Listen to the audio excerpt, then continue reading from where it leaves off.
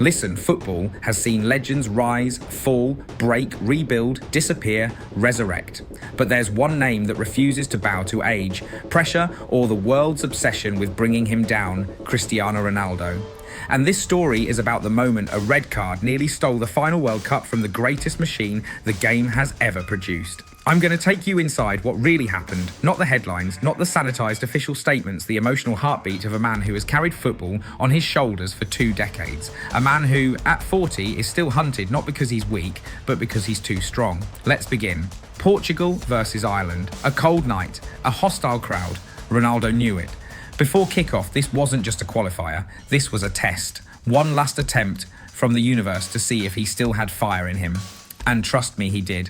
From the first whistle, Ireland's defenders treated him like a bull in a ring, grabbing, pulling, elbowing, whispering in his ear. You don't survive 20 years at the top unless you know psychological warfare, and they were trying everything. Dara O'Shea was assigned the mission. Don't give him space. Don't give him breath. So, minute after minute, he clung onto Ronaldo like a man wrestling his future. Then came the moment, a tangle, a shove, a spin. The arm swings back. Was it frustration? Yes. Was it malicious? Absolutely not. It was a man ripping himself away from being held illegally for an entire hour. But VAR football's emotionless judge doesn't understand context. It doesn't feel the pulse of the match. It doesn't respect legends. The ref was called over. One slow motion replay later, and the stadium erupted. Red card, Cristiano Ronaldo. First red card of his entire international career after 226 matches. And Ireland's fans? They celebrated like they'd won a trophy. Ronaldo, walking off, fired back with mock-crying gestures, the same energy they gave him. It was raw. It was human. It was Ronaldo. The automatic one-match ban was expected. But FIFA's disciplinary committee, they weren't done.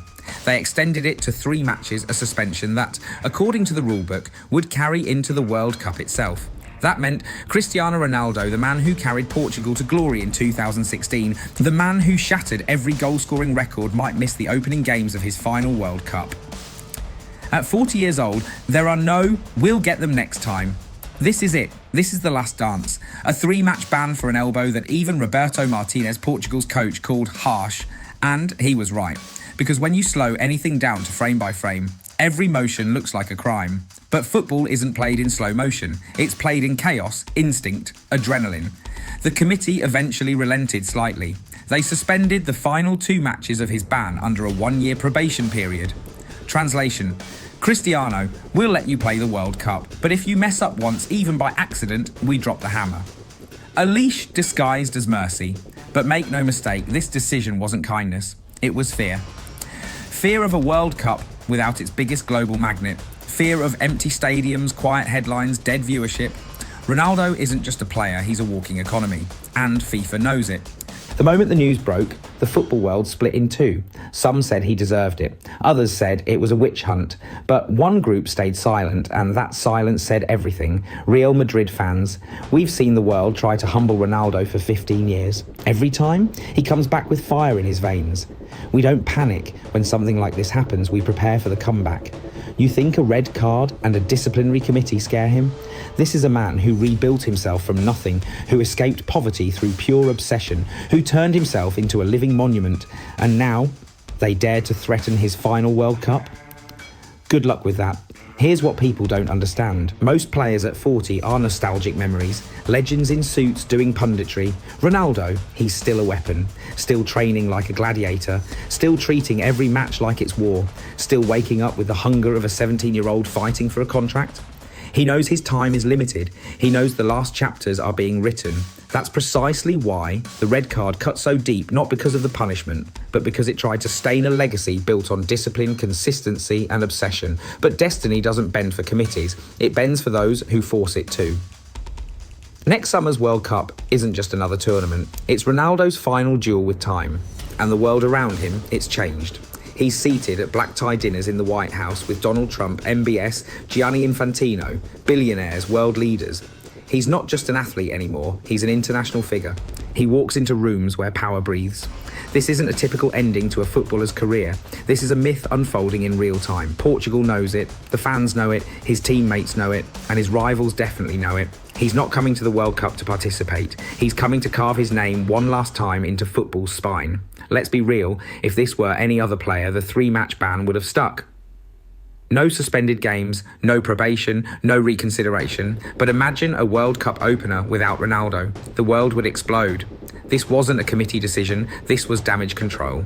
Because even at 40, Cristiano Ronaldo is still the most watched, most envied, most discussed figure in football. And football knows it needs him more than ever. Every generation of fans deserves to witness greatness with their own eyes. Not YouTube clips, not highlight reels, live, real, now. What makes this moment so dramatic is simple. This is his final chapter and the world is trying to pull the pen from his hand. But Ronaldo has spent 20 years proving a single truth. You can't write history without him. This red card, this suspension drama, this tension heading into the World Cup, it's fuel. And if you followed his career, you know exactly what happens when Ronaldo gets fuel. He turns it into fire. So here we are, a legend walking into his final World Cup with the whole planet watching, a disciplinary warning hanging over him, a nation depending on him, a legacy on the edge of immortality. And I'll tell you exactly what's going to happen. He's not going out quietly, he's not fading away, he's not walking into retirement like a tired veteran. Cristiano Ronaldo is walking into his last World Cup like a man defending a throne.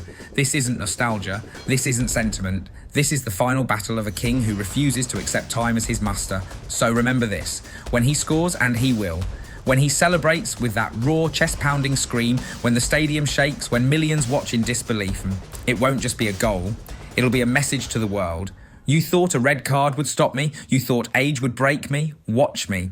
And that is why Cristiano Ronaldo's story will outlive all of us.